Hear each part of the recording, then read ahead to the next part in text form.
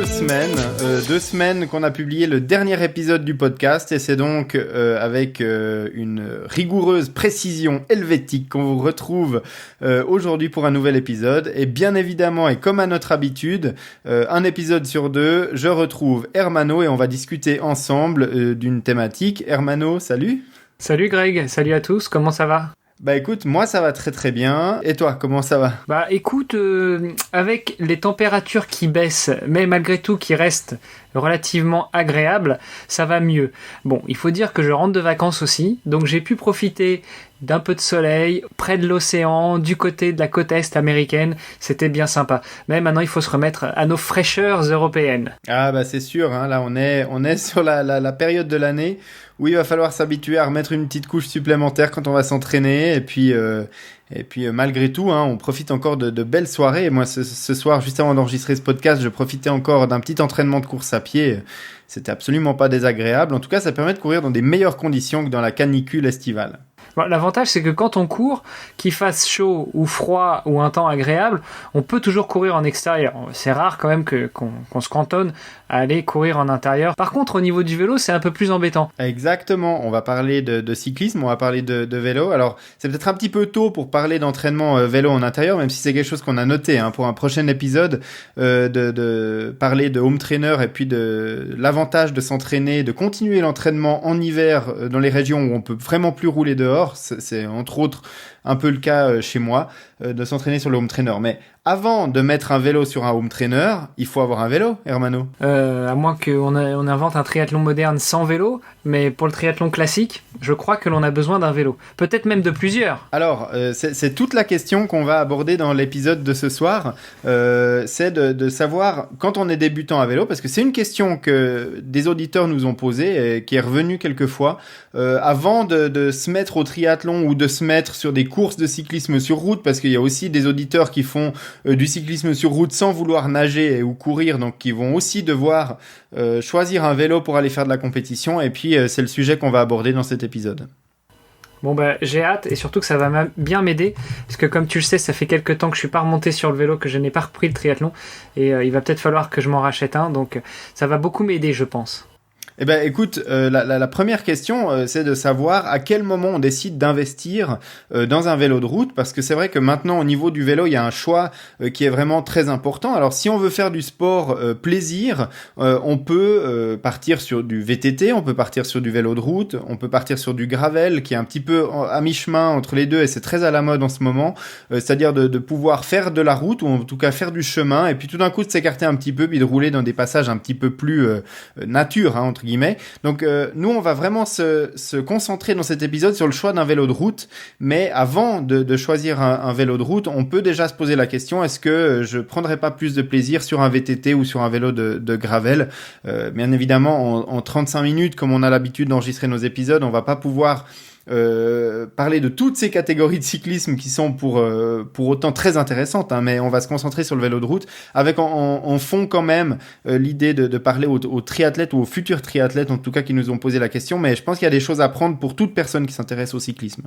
Alors avant de choisir son vélo, il faut vraiment se poser la question de ce pourquoi on va l'utiliser, et pour moi en fait ça a été la question à la base. Alors je pense que de toute manière, le premier vélo qu'on va s'acheter pour faire de la route ou du triathlon, ce sera un cadre classique.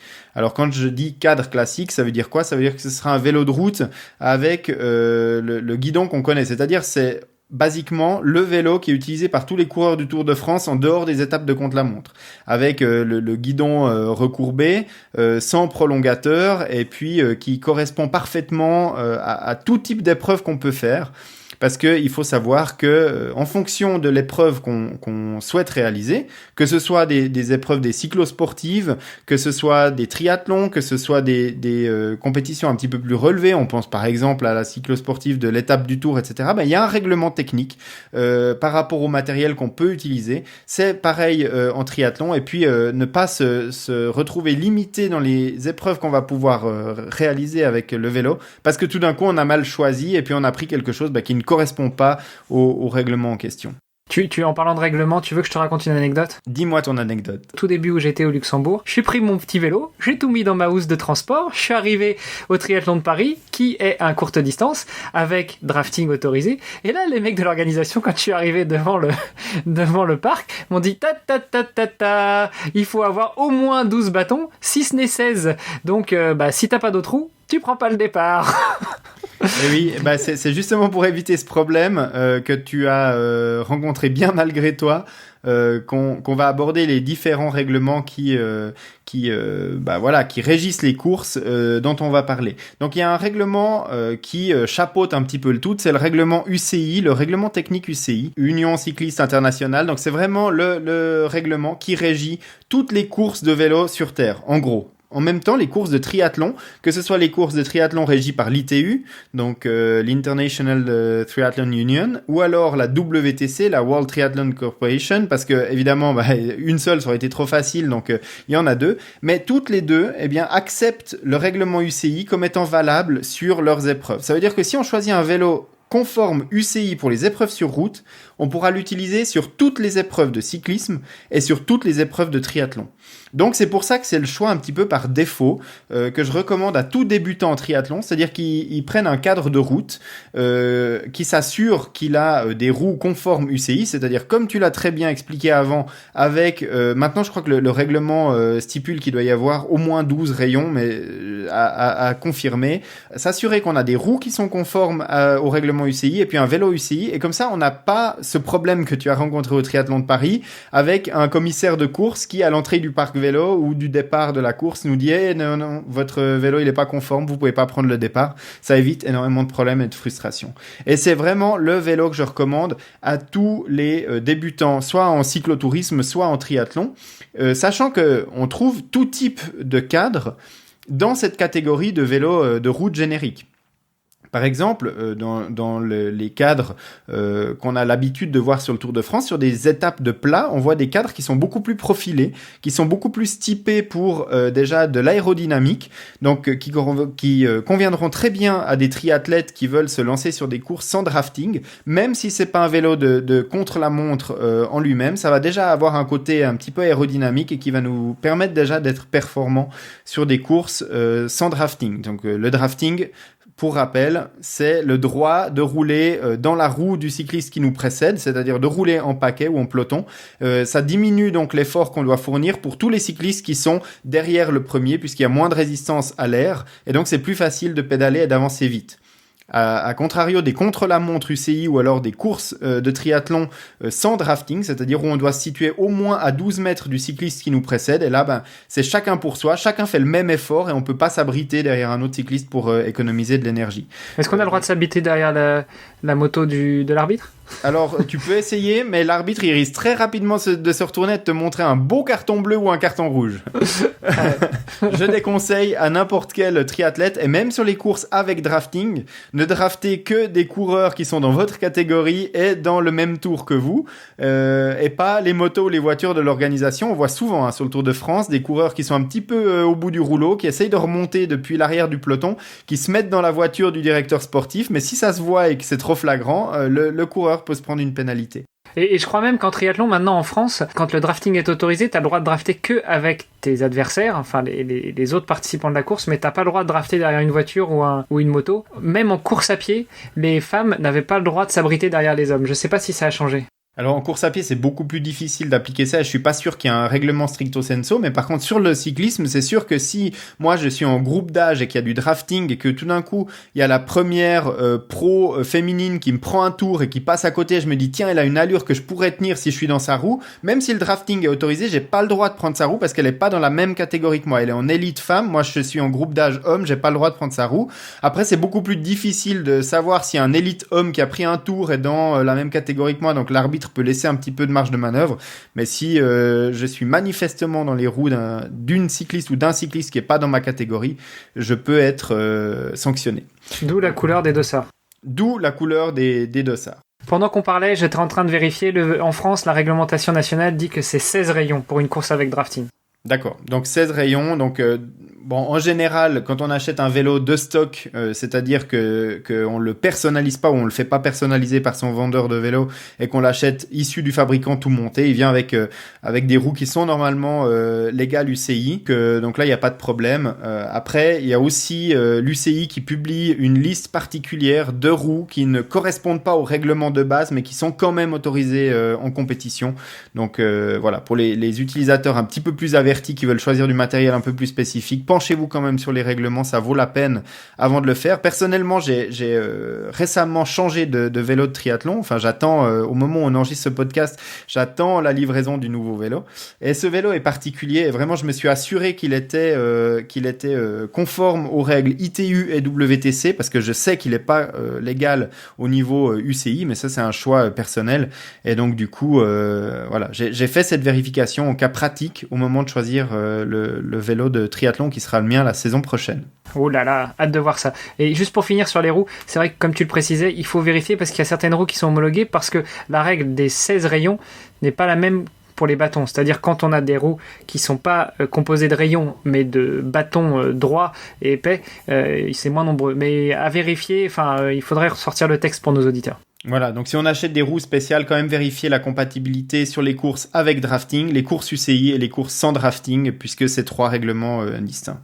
Donc voilà. Donc au niveau du choix des roues et du vélo, je l'ai dit, si c'est son premier vélo, qu'on veut se lancer dans le triathlon, qu'on veut un petit peu découvrir les distances, est-ce qu'on est plus à l'aise sur des courses avec drafting, sans drafting, est-ce qu'on veut faire peut-être une fois une course un petit peu plus longue, comme un half Ironman, eh ben ça vaut la peine d'investir d'abord dans un vélo de route.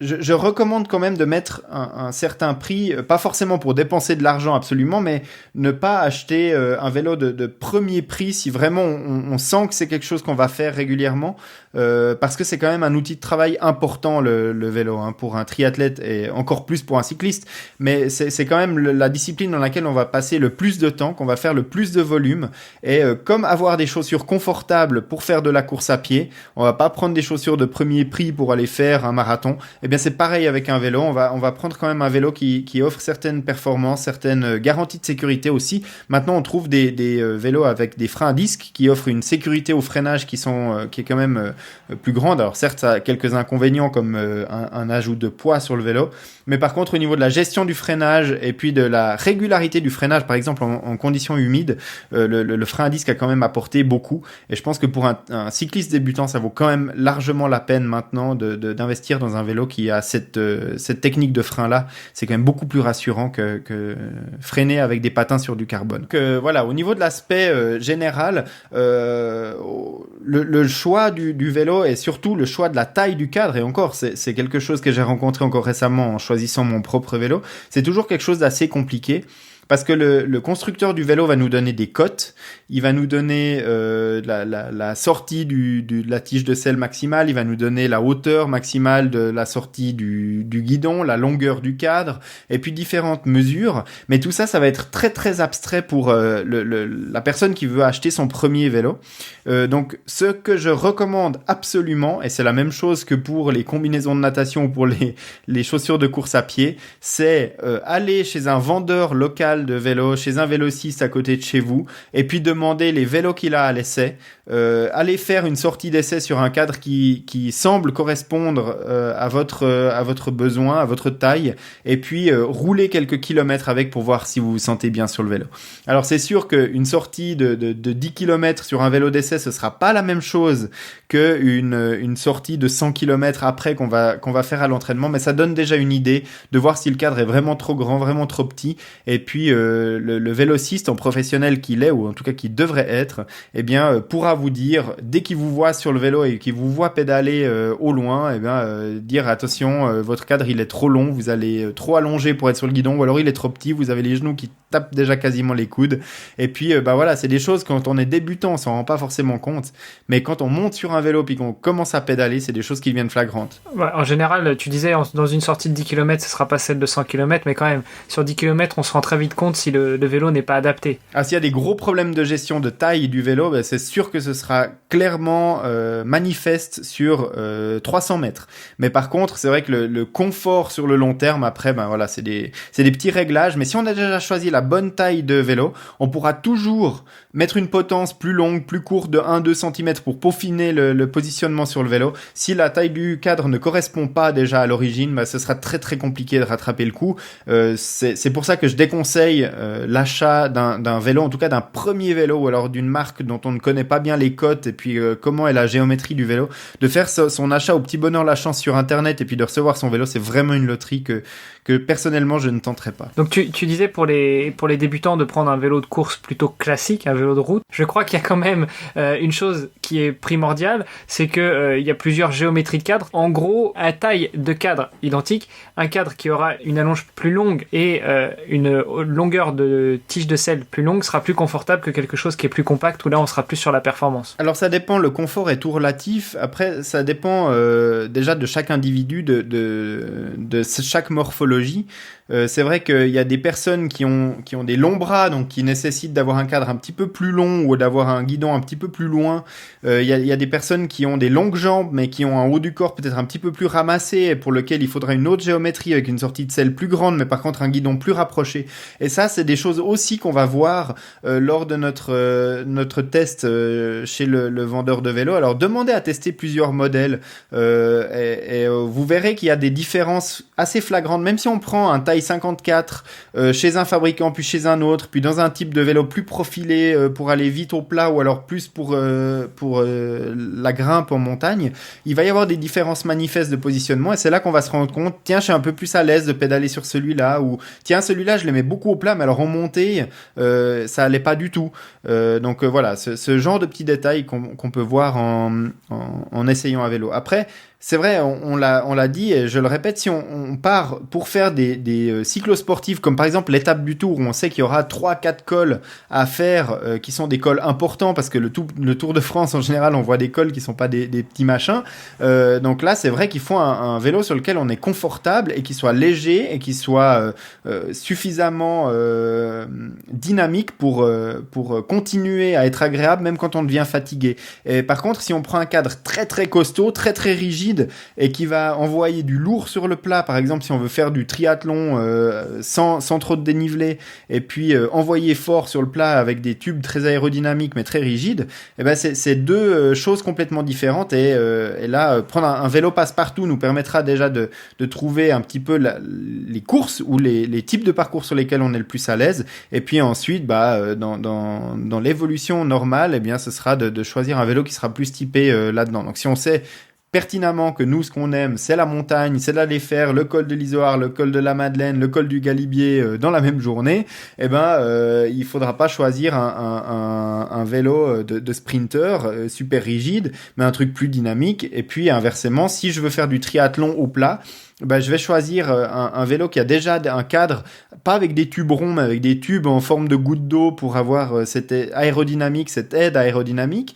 Et puis, on va parler des roues tout à l'heure. Ça aussi, on va les choisir en fonction du type de parcours qu'on va effectuer. Alors, tu parlais de vélo dynamique, un peu moins dynamique et autres. Ça m'amène à une question. Comment est-ce qu'on sait si un vélo est dynamique, renvoie de l'énergie ou pas? Et ensuite, on pourra peut-être parler aussi de du matériau utilisé. Plutôt alu, plutôt carbone. Bon, acier, on n'en parle pas. Je crois que ça n'existe plus trop. Les vélos en acier, on n'en trouve plus tellement. L'aluminium, c'est vraiment de l'entrée de gamme. Maintenant, je conseille vraiment de partir tout de suite sur un vélo avec un cadre en carbone parce que en rapport poids, rigidité, dynamique, c'est quand même le mieux qu'on trouve sur le marché. D'ailleurs, je pense que ça représente quand même la vaste majorité des vélos qu'on trouve sur le marché. L'aluminium, il est vraiment très très rigide et on subit vraiment l'état de la route sur un vélo en alu. Ouais, voilà. Pareil, il y a encore des vélos en titane ou dans d'autres matériaux un petit peu spécifiques. Maintenant, je sais plus si on voit encore beaucoup de vélos en magnésium, mais en tout cas, on en trouvait à une époque. Mais ça, c'est des choses un petit peu plus typées qu'on va pas forcément recommander. Mais un cadre carbone de milieu de gamme, je pense que fera largement l'affaire pour un débutant. Et puis, c'est un vélo qui va pouvoir continuer à vivre avec lui l'évolution de son développement cycliste. Donc le carbone avec ensuite, je pense que ça vaut la peine quand même de se renseigner un petit peu sur les dynamiques d'un vélo. Et là, il n'y a pas 36 000 solutions. Le fabricant déjà va dire ce vélo, il est fait pour ça. Si on prend par exemple Specialized, qui est un modèle qui s'appelle Roubaix, je pense qu'on imagine tout de suite, c'est très imagé, ce pourquoi il a été créé. Et donc du coup, voilà, si je sais que je veux faire ce genre de route ou que je veux un vélo qui permettent de pardonner un petit peu un mauvais revêtement ou alors qui absorbe bien les chocs, etc., ben on s'imagine que ce type de vélo-là va être plus adapté que le vélo de Mark Cavendish au moment où il sprint sur les Champs-Élysées, quoi. Parce que là, ce sera une barre à mine qui sera impossible de plier d'un demi-millimètre. Et voilà. Puis ensuite, le vendeur de vélo, lui, va pouvoir vous recommander un vélo en fonction de la dynamique que vous voulez. Et puis, bah, il y a plein de gens, alors ça, je le fais pas sur nakan.ch, mais il y a plein de gens qui testent des vélos toute l'année sur le net. N'hésitez pas à aller lire leurs tests parce que eux, ils ont des centaines de cadres entre les mains chaque année. Et donc, ils vont pouvoir vous dire celui-là, il est plus réactif que le marché quand je mets une grosse accélération dans des petites côtes. Par contre, à la longue, dans un col, il est fatigant parce qu'il permet vraiment pas de baisse de régime, ou alors vraiment ce truc, il est super malléable, super sympa. Mais par contre, s'il y a un sprint avec les copains, eh ben, je vais avoir l'impression de pédaler un peu dans la semoule parce qu'il est un petit peu tout mou, quoi. Alors moi je pense que ce serait sympa si tu pouvais dans les notes de l'émission nous balancer quelques noms de sites intéressants ou de youtubeurs ou de blogueurs qui font ce genre de tests. Parce que moi ce que je recherche c'est pas des tests qui sont sponsorisés, c'est plutôt des tests à la Nakan comme tu fais sur les montres et autres joujoux technologiques où tu fais vraiment le test avec le cœur et tu reçois rien en contrepartie des fabricants ou des fournisseurs. Alors écoute, je vais essayer de te trouver ça pour mettre ça dans les notes de cet épisode, avec grand plaisir. Bon, le cadre, je crois qu'on a fait le tour là. Après, il y a un autre élément qui est quand même assez important sur le vélo. C'est le compteur. Non, c'est pas ça. Ouais, alors le compteur c'est important, mais ça, je pense que il y a tout ce qu'il faut sur nakan.ch. La deuxième partie, donc une fois qu'on a choisi son cadre, c'est de choisir ses roues.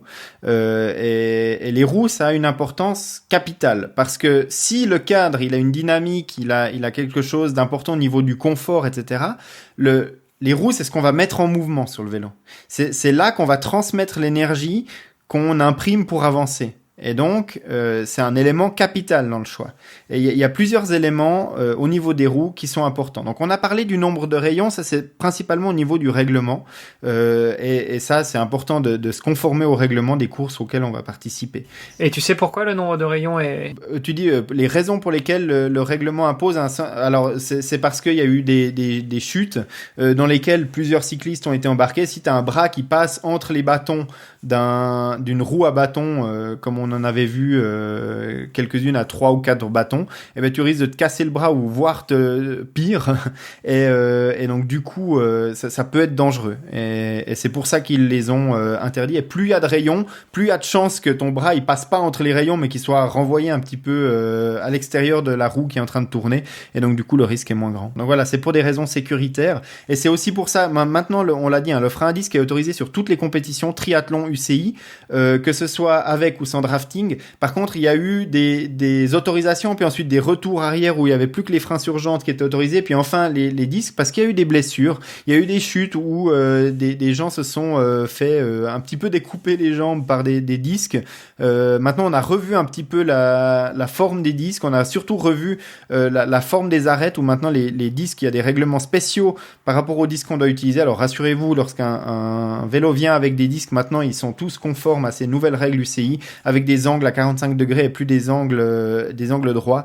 Et puis ça fait plus meule à disque sur les vélos qui sont à côté de vous dans les pelotons, donc ils sont devenus nettement moins dangereux. Et maintenant ils sont généralisés. Sur le Tour de France cette année, on le voyait très clairement. Et j'étais sur les finales du World Series ITU à Lausanne cette année.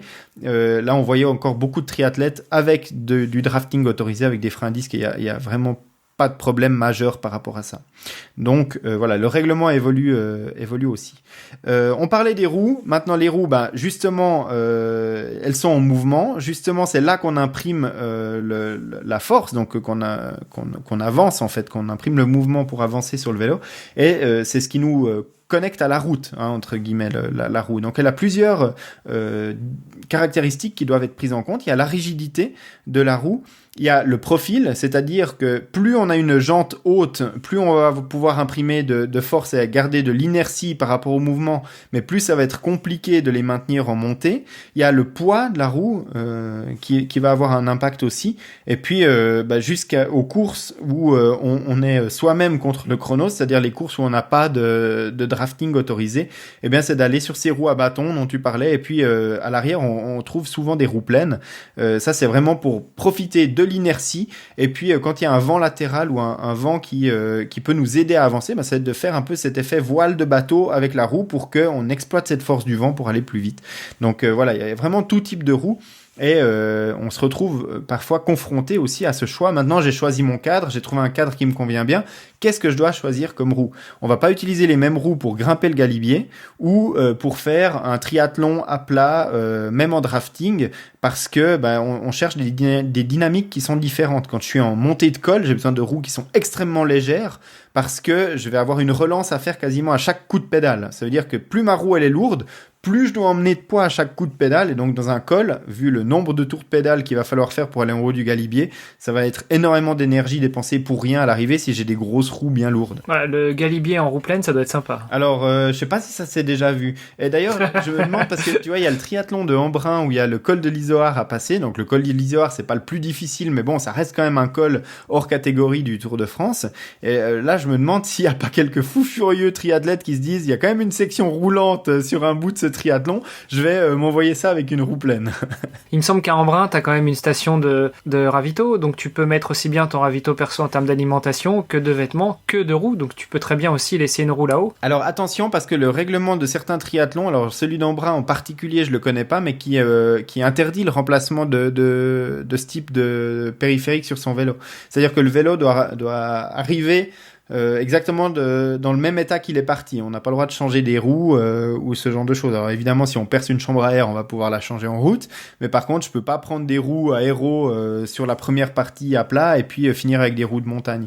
Ça peut être autorisé dans l'UCI. On l'a déjà vu sur des contre-la-montre qui commençaient à plat puis qui ensuite passaient par une montée où les coureurs descendaient du vélo de chrono au pied de la montée et puis prenaient un cadre classique pour faire la fin du contre-la-montre. Par contre, sur les triathlons, en général, c'est interdit de changer de vélo, voire de changer de roue. Mais voilà, tout ça pour dire que les roues ont une importance particulière, et puis surtout, les roues peuvent être un point de dépense très très important sur un vélo. Ça peut valoir très très cher.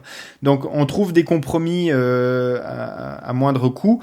D'ailleurs, la plupart des vélos qui sont vendus de série sont fournis avec des roues qui sont potables, qui sont tout à fait utilisables, mais qui seront des roues un petit peu passe-partout. En général, on retrouve des roues en carbone ou des roues en aluminium qui sont un petit peu un mix entre les profils de montagne et de plat. C'est-à-dire qu'en montagne, elles seront peut-être un tout petit peu lourdes par rapport à des vraies pures roues de montagne, mais bon, elles permettront quand même de faire le boulot. Et puis, par contre, elles auront quand même un tout petit peu d'inertie si on roule à plat dessus, mais on trouvera des roues qui sont meilleures à plat, des roues qui sont meilleures en montagne, mais ce sera plus spécifique et ce sera forcément un petit peu plus cher. Mais dis-moi, sur les roues, tu y mets quand même quelque chose, parce que les roues pleines, ça n'existe pas encore en triathlon. Effectivement, tu dis de pneus. Donc avant, on avait cet interminable débat entre pneus et boyaux. Maintenant, ce débat, il est en train un petit peu de prendre fin. Alors, les nostalgiques du boyau dont je fais partie, eh bien, regardent ça un petit peu avec nostalgie. Mais voilà, maintenant, la plupart des vélos qui sont vendus sont soit vendus avec des roues tubeless, c'est-à-dire où on pose un pneu sans chambre à air, ou alors avec des pneus traditionnels où on met une chambre à air à l'intérieur, mais on voit de moins en moins de roues à boyau sur des vélos de série. Qu'est-ce qui a tué le boyau à ton avis ? C'est effectivement ces roues tubeless ? Alors, il y a plusieurs choses. Il y a le tubeless, il y a le fait que c'est plus compliqué à remplacer si jamais tu perces pendant une sortie ou pendant une compétition. Il y a aussi le fait qu'on s'est rendu compte que le rendement pouvait être meilleur avec des pneus à section de 25 que avec des boyaux à section de 23 qu'on utilisait couramment il y a quelques années. Le rendement n'était pas forcément meilleur avec des boyaux de 23 gonflés à 10-12 bars que avec un pneu de 25 qui est... Alors, si tu parlais d'un pneu de 25 il y a 10 ans, on te disait, mais tu roules avec des pneus de tracteur, quoi. Et maintenant, c'est devenu un peu la norme même sur les vélos de triathlon et de contre-la-montre, on trouve ce type de pneus-là. Et d'ailleurs, encore une fois, pour illustrer ça, c'est avec ça que je vais rouler l'année prochaine parce que c'est comme ça qu'est monté le vélo que je vais recevoir. On a vu le cadre, on a vu les roues, on a vu les pneus, tubeless, boyau. Qu'est-ce qu'il nous reste à mettre? Dans les roues, quand même, il y a le moyeu. Donc, ok, souvent, t'achètes un vélo qui est livré avec une paire de roues, elle-même livrée avec des moyeux. Mais si tu veux pousser un peu la personnalisation jusque-là, est-ce que t'as des conseils à donner sur ces fameux moyeux? Alors là, on entre vraiment dans de la technique très très particulière et qui va toucher qu'un nombre restreint de cyclistes. Et puis là, dans l'exemple que tu donnes, si on veut choisir tous les éléments, c'est-à-dire la jante, le type de rayon, le moyeu, après on va pouvoir choisir ses roulements. C'est d'aller voir un fabricant de roues artisanales qui va pouvoir vraiment faire une roue sur mesure et puis qui correspond exactement à ce qu'on lui demande. Et là, on va pouvoir choisir tout ça. On va pouvoir choisir la hauteur de jante, le poids en périphérie. On va pouvoir choisir le moyeu, des roulements en acier ou des roulements céramiques. Que les roulements céramiques sont plus ronds que des billes de roulement en acier, donc permettent un meilleur roulement. Elles sont lubrifiées de manière différente, elles offrent un rendement qui est meilleur. Maintenant, c'est ce qu'on appelle dans le cyclisme du gain marginal. Alors, si on a un vélo moyen et qu'on lui met ça, c'est peut-être un petit peu overkill. Des roulements traditionnels fonctionneront très bien, et puis il vaut peut-être mieux mettre de l'argent un petit peu ailleurs, soit dans une paire de roues avec roulement acier mais de meilleure facture ou peut-être plus légère. Par contre, si vraiment on cherche à gagner de l'efficacité absolument partout, on met des roulements céramiques dans son pédalier, dans ses moyeux, pour essayer d'aller chercher ces gains marginaux que certains cyclistes vont chercher. Alors non seulement à coût de grammes, mais aussi à coût de milliers de francs ou d'euros, parce que ça coûte vite cher d'aller chercher ces derniers pourcents de rendement. Alors ça tombe bien parce que tu parles de pédalier aussi. Ça aussi, c'est un point important dans le vélo. C'est le groupe qu'on va mettre dessus. Oui. Alors, encore une fois, on est amateur, on se cherche un premier vélo, on a bien compris, on prend un vélo milieu de gamme, plutôt confortable, plus que performance, et éventuellement, on peut choisir des nouvelles roues, des roues qui remplacent celles qui pourraient être livrées avec le vélo. Il en va de même avec le groupe. Alors, qu'est-ce qu'on appelle un groupe, et quel conseil tu donnerais là-dessus? Alors, on a parlé des roues, on a parlé des freins. Donc, les freins à disque, maintenant, en fait, rendent un petit peu caduque ce problème des roues carbone. Quand on avait les freins sur jante, quand on avait des roues carbone, on sait que dès qu'il se mettait à pleuvoir, on perdait en efficacité de freinage et ça devenait un petit peu plus dangereux. Maintenant, si on choisit des freins à disque, on a plus de problème. Donc, on peut prendre des roues en alu ou des roues en carbone. On a la même qualité de freinage avec du frein à disque. C'est pour ça que je recommande d'aller sur ce frein à disque. Et puis, le groupe, c'est toute la partie mécanique transmission qu'on va trouver sur le vélo. Donc ça veut dire les manettes, ça veut dire les dérailleurs, donc le changement de vitesse, et puis les étriers de frein. Voilà, tout ça fait partie de ce qu'on appelle le groupe. Maintenant, les trois fabricants les plus répandus sur le marché du vélo de route, c'est dans l'ordre de répartition et de distribution de leurs produits, c'est Shimano qui domine le marché outrageusement. Ensuite, c'est SRAM, des Américains qui sont sur le marché depuis plusieurs années, qui ont l'avantage d'être compatibles avec les systèmes Shimano dans la plupart des cas. C'est-à-dire qu'on peut mettre une roue montée SRAM sur un vélo équipé de Shimano et ça va marcher picobello. Et puis à l'italien, Campagnolo. Alors, Excuse-moi. Campagnolo. Eh ben écoute, tu le fais mieux que moi. Alors eux, ils ont la réputation un petit peu d'être la Rolls-Royce du changement de vitesse.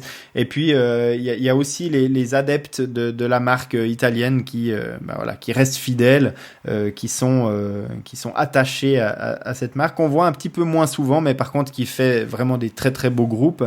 C'était quasiment les seuls au moment où j'ai choisi mon vélo de route à faire des pédaliers entièrement en carbone. Et c'est vrai que ça donne un look incroyable à ces vélos. Donc j'imagine que là t'es reparti sur du Campagnolo. Alors sur mon vélo de chrono que j'ai choisi pour l'année prochaine, malheureusement pas, parce que les groupes électriques, et ça on va en parler tout de suite, les groupes électriques de Campagnolo sont pas encore prêts pour les freins hydrauliques, et donc du coup je pouvais pas avoir des freins à disque et un groupe Campagnolo électrique. Donc tu nous as dit il y a Shimano, il y a SRAM, il y a Campa. Est-ce que pour un débutant, un début de gamme, tu peux donner quelques noms de groupes, parce que je crois qu'ils sont là installés, ces groupes-là, depuis des dizaines d'années. Exact. Alors on trouve, alors dans le haut de gamme, on a le Dura-Ace qui est très connu chez Shimano. Je connais un petit peu moins les gammes de chez SRAM au niveau des noms, mais mais on trouve aussi du haut de gamme chez SRAM, et puis chez Campagnolo depuis plusieurs années, le top du top, c'est le Super Record. Maintenant, le seul avantage d'aller chercher ces groupes-là, encore une fois, c'est des gains marginaux au niveau du poids des groupes. C'est-à-dire que la qualité du déraillage entre un groupe de milieu de gamme de chez Shimano, ou même d'entrée de gamme, si on prend le 105, le groupe 105, qui est l'entrée de gamme de chez Shimano, eh bien, déraillera quasiment aussi bien au niveau des changements de vitesse que le groupe Dura-Ace. Simplement, il va peser 250 grammes de plus ou 300 grammes de plus sur le montage final du vélo. Pour les triathlètes amateurs, cherchez pas à aller acheter un groupe plus cher et plus léger. Déjà, les 200 grammes de différence, ça va être 2 pâtes de fruits ou 2 barres de céréales que vous mettrez pas sur votre cadre. Donc, c'est peut-être pas la peine tout de suite de partir sur du haut de gamme. Non, surtout que ça doit être en adéquation avec le vélo qu'on a choisi. Si on a un vélo de milieu de gamme, il faut aller dans le milieu de gamme au niveau du montage du groupe. Mais encore une fois, les fabricants vont pas mettre un groupe d'entrée de gamme sur un vélo extrêmement cher, et inversement, ils vont pas mettre un groupe Dura-Ace sur un vélo d'entrée de gamme. Donc en général, si on prend un vélo tout monté, on n'a pas le choix du groupe. Maintenant, il n'y a pas de mauvais choix à faire à ce niveau-là. Mais il y a une distinction importante maintenant sur le marché, on en a parlé un petit peu déjà, c'est la distinction entre les groupes mécaniques. Donc le groupe mécanique, c'est simple, c'est dans ma manivelle que j'ai sur mon guidon, je vais tirer un levier, ça va tirer sur un câble, le câble va se tirer tout au long de sa gaine et puis va appliquer une action mécanique sur mon dérailleur. Donc le dérailleur va se tendre ou se détendre et puis va orienter la chaîne sur un pignon plus haut ou plus bas. Donc en gros, ça marche pareil pour les freins. C'est pareil pour les freins, c'est pareil pour le dérailleur à l'avant. Donc ça c'est le groupe mécanique. Maintenant on trouve des groupes électriques. J'appuie sur un bouton sur ma manette sur mon guidon. Il y a un signal électrique qui vient dans mon dérailleur. Il y a un petit moteur qui va faire tourner le dérailleur pour l'amener sur le pignon que j'ai demandé de manière automatique avec un moteur électrique. Ça a l'avantage d'être beaucoup plus précis. Ça a l'avantage d'être réglé automatiquement. Ça a l'avantage aussi de pouvoir placer des boutons de changement de vitesse où on veut sur son guidon et plus seulement dans les manivelles où il y avait la terminaison des câbles avant. Et puis ça devient de plus en plus la norme sur les vélos de moyenne gamme et haut de gamme. Et on trouve des groupes électriques. Alors ça s'appelle DI2 chez Shimano, ça s'appelle ITAP chez SRAM. Et d'ailleurs chez SRAM, maintenant il y a des versions de dérailleurs non seulement électriques mais sans fil. Ça veut dire que ça envoie des instructions sans fil pour faire le changement des vitesses. Et puis chez Campagnolo, eh bien ça s'appelle EPS. EPS, exact. Voilà. Et chez Mavic, parce que pendant un temps Mavic faisait aussi des groupes électriques. Oui, c'était d'ailleurs un des précurseurs, mais je sais pas s'ils ont toujours une solution sur le marché, et honnêtement, je ne connais pas leur gamme, si c'est le cas. Bravo, Greg, bravo. Hein. Voilà. Donc un test à réaliser sur Nakan, les dérailleurs électriques de chez Mavic. Oui, alors voilà, j'avoue mon inculture et ma non-préparation pour cet épisode, puisque je ne connais pas le nom des groupes électriques de chez Mavic, et je sais même pas dire s'ils sont encore sur le marché ou pas. Le cadre, les roues, les groupes. Dans les groupes, il y a une chose particulière aussi auquel il faut porter une attention, c'est ce qu'on appelle le braquet. Bah tiens, explique-nous ce que c'est que les braquets. Alors, on va choisir un développement qui est en adéquation avec sa forme, avec son entraînement, et puis avec les objectifs qu'on a. Parce que on imagine bien qu'on va pas avoir le même nombre de tours de pédale si on choisit un braquet énorme comme ont les coureurs du Tour de France sur leur contre-la-montre, ou si on choisit des braquets plus petits. Donc à savoir le développement, c'est la corrélation entre la grandeur des plateaux qu'on a sur le pédalier et puis la taille des pignons qu'on a sur la roue arrière. Et c'est ce qui va nous permettre de tourner à une certaine cadence pour aller à une certaine vitesse. Et là, c'est sûr qu'il faut bien choisir ces éléments. Alors, encore une fois, maintenant, on a de moins en moins de problèmes de braquet parce que les groupes actuels proposent entre 11 et 12 vitesses à l'arrière, c'est-à-dire qu'on a entre 11 et 12 plateaux sur la cassette derrière, donc sur l'étagement de pignon qu'on a sur la roue arrière.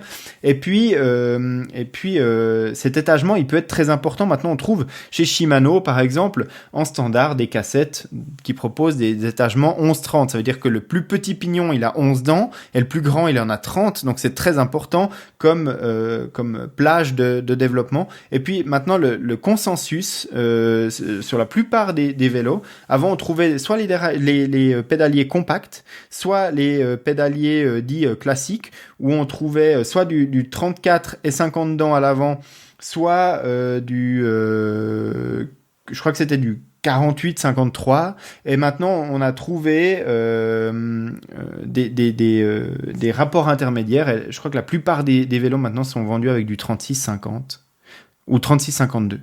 Et ça permet vraiment d'avoir une polyvalence importante avec une cassette étagée en 11-30 à l'arrière. Donc en gros, ce qu'il faut se rappeler là-dedans, c'est que en choisissant une cassette qui a une plage assez large à l'arrière, on va pouvoir aborder tout type de montée en gardant une cadence correcte. Et puis la seule chose qu'on perd un petit peu, c'est la granularité qui est entre deux pignons à l'arrière. Ça veut dire que si je passe de ma 7e à ma 8e vitesse, il y aura peut-être un gap qui sera un peu plus important que si j'avais une cassette avec un étagement plus réduit. Oui, en même temps, pendant des années, on a roulé avec du 8, 9, 10 vitesses. Donc maintenant, quand on passe à 12, on peut avoir entre la 10 et la 11 un étage un peu plus important, mais ce qui permet de grimper un peu mieux. Ah ouais, ça c'est sûr. C'est toujours confortable quand t'es en asphyxie dans une montée, d'appuyer sur ton levier puis qu'il y ait encore quelque chose qui vienne, plutôt que tu te dises « Mince, j'étais déjà sur le dernier pignon et puis j'ai plus rien en stock là ». Bon, on a fait le tour là. Non, allez, le guidon. Ouais, le guidon, en fait, ça va venir avec le choix où on va s'orienter un petit peu sur le triathlon sans drafting. Mais ça, c'est quelque chose qui va venir un petit peu par la suite. Si on se dirige vraiment sur ce type d'épreuve, ce sera soit des Alpha Ironman, soit même peut-être du distance olympique ou du distance classique, mais sans drafting, ou alors des distances complètes comme l'Ironman, ou alors des longues distances ITU. Peu importe la distance qu'on va faire, on va choisir un vélo de type contre la montre ou vélo de type triathlon, et là on aura un guidon sur lequel on est couché comme les cyclistes du Tour de France quand ils font leur contre la montre sur des sections assez plates, et là on voit très bien avec deux longs prolongateurs le coureur couché dans son guidon de triathlète. D'ailleurs on appelle ça un guidon de triathlète, et puis ça c'est des vélos qui ont une géométrie un petit peu spécifique pour ce type d'effort, et voilà, si on décide d'aller sur ce type d'épreuve, c'est ce type de vélo qu'on va choisir. Alors oui, sans aller sur un autre type de vélo, mais c'est bien que tu as apporté la précision. Moi, je pensais vraiment aux prolongateurs. Du plus petit prolongateur, qui sont espèce de je sais pas si ça se fait encore, mais c'est ces petites cornes qu'on mettait juste devant la potence, jusqu'au prolongateur le plus long, voire le vélo de contre-la-montre. Là aussi, faites attention à la réglementation, parce que suivant que votre course soit avec ou sans drafting, vous aurez le droit à une taille ou à une autre de prolongateur.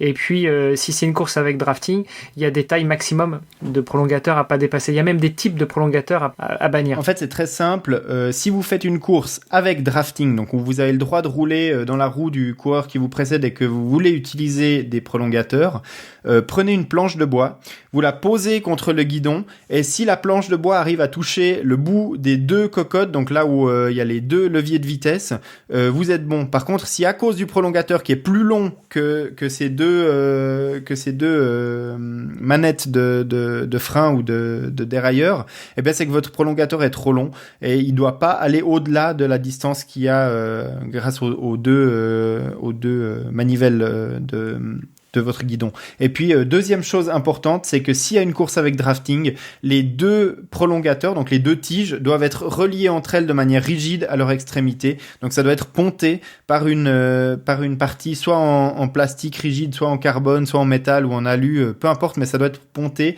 Et le simple petit scotch d'électricien, le ruban adhésif d'électricien au bout, ne suffira pas pour passer l'épreuve du commissaire de course à l'entrée du parc vélo. J'en ai vu essayer, ça marche pas. Oui, c'est ce que j'allais dire. Le pontage artisanal ne fonctionne pas. On passe rapidement sur le compteur kilométrique, sur le capteur de puissance, etc. Pour ça, direction nakan.ch. Vous aurez tout ce que vous voulez. Vous pourrez choisir du plus simple au plus compliqué. Et en plus, il y a des comparateurs. Il y a plein de choses géniales. J'en parle mieux que toi, Greg, de ton site. C'est incroyable. Bon, il y a quand même, moi je crois, un impératif sur le vélo. Il ne faut pas monter sur un vélo sans ça. C'est le casque. Alors, le casque fait partie intégrante de l'équipement du cycliste. Prenez un casque. Sur les épreuves où on est sans drafting et où on doit économiser de l'énergie au maximum, on trouve des casques profilés pour ce type d'épreuve. Mais sinon, prenez un casque ventilé standard. Quasiment tout ce qu'on trouve sur le marché, même les premiers prix, feront très bien l'affaire, pour autant qu'ils respectent la norme CE et puis en général la même norme équivalente aux États-Unis, qui sont reconnus sur tous les triathlons du monde ou toutes les courses cyclistes. Et puis surtout protéger votre tête, même lors des entraînements, lorsque le casque n'est pas forcément obligatoire. En tout cas ici en Suisse, le casque est obligatoire, il n'y a pas de discussion. Top. Le casque n'est pas obligatoire au sens de la loi ici en Suisse, mais par contre je ne sors jamais sur un vélo sans mon casque, voilà. Enfin, pour moi il est obligatoire, comme tu l'as bien dit. Voilà, il n'y a pas de discussion là-dessus. Écoute Greg, je crois qu'on a fait le tour. Pour résumer, si vous êtes un amateur, si vous allez préparer votre premier triathlon et que vous avez besoin d'un vélo pour ça, c'est mieux, parce qu'un triathlon sans vélo, c'est difficile. Optez pour un cadre plutôt confortable. La façon de savoir si un cadre est confortable, vous allez chez un vélociste, vous évitez pour un premier achat d'aller sur Internet. Il y a plein de marques qui font ça très bien. Il y en a une qui commence par un C et qui finit par un N, qui vend des super vélos par correspondance, mais pour un premier achat, on vous le déconseille fortement. Donc vous allez chez un vendeur de vélos qu'on appelle un vélociste, vous lui demandez tout plein de conseils. En plus, lui, il sera content parce qu'en général, un vélociste, c'est un artisan et donc ça lui fait toujours plaisir de donner des conseils. Vous lui demandez un cadre, vous lui expliquez ce que vous allez faire, comment vous vous sentez sur un vélo, si vous avez déjà roulé ou pas avant. Il va vous proposer un cadre le plus confortable possible. Donc ce sera plutôt un cadre, ça dépend des morphologies comme tu l'as dit Greg, mais globalement ça va être un cadre un petit peu plus allongé qu'un vélo de performance qui va être plus serré, mais moins allongé qu'un vélo de contre-la-montre. Donc on a comme ça abordé les trois types de vélos. Le vélo de performance qui va être un peu plus compact et plus rigide, plus dynamique. Le vélo plutôt confortable qui n'en sera pas moins énergique, et puis le vélo de contre-la-montre qui est très rigide, très dynamique et où on est très allongé dessus. Alors on a passé en revue les différents points sur le vélo, les roues, le groupe, le casque. Je crois qu'il n'y a plus rien à dire là. Il y a encore des tas de choses qu'on pourrait dire, mais je pense que ça fera l'objet d'épisodes à l'avenir. On a dit, on parlera de l'entraînement indoor sur le home trainer, on parlera peut-être aussi d'autres aspects si les auditeurs de notre podcast nous laissent des messages, ils peuvent le faire sur le site podcast.nakan.ch. Là il y a tout expliqué sur comment poser des questions si vous voulez réagir à cet épisode, et puis voilà, si cet épisode il leur a plu, probablement qu'ils vont cliquer sur la petite étoile qui est à côté de cet épisode dans leur plateforme de podcast favorite pour nous faire signe, nous dire voilà, j'ai bien aimé votre épisode aujourd'hui. Ouais, et moi je vous encourage à faire ça, à aller mettre des petits commentaires, et on a déjà plein de petits commentaires sur iTunes. Alors je pense que pour les prochains épisodes on s'amusera peut-être à en lire certains, déjà à faire des odes à ceux qui nous laissent ces commentaires pour encourager tous les autres à le faire, et puis parce qu'il y en a vraiment qui sont très sympas. Et bien sur ce, mesdames, messieurs, Grégory, chères auditrices, chers auditeurs, merci d'avoir été jusqu'à la fin, et moi je vous dis à dans 15 jours avec un nouvel épisode. Mais oui, à dans 2 semaines pour le prochain épisode. On sait que certains se sont plaints que malheureusement il n'y avait qu'un épisode toutes les 2 semaines, mais pour l'instant c'est comme ça, et puis on verra si on arrive à faire ça mieux à l'avenir. On vous prépare peut-être quelque chose, mais en tout cas, parce que moi je vais le dire, tu ne diras pas. Si vous avez besoin d'un épisode entre les deux, vous allez sur le profil de Greg, et le mercredi soir, il vous fait un live sur Facebook pour vous parler de plein de choses en relation avec le site de nakan.ch. Donc comme ça, vous nous entendrez toutes les semaines dans vos oreilles. Exact. Alors rendez-vous la semaine prochaine pour le live, et puis dans 2 semaines pour un épisode du podcast. Merci Greg, à bientôt, ciao. À bientôt, Hermano.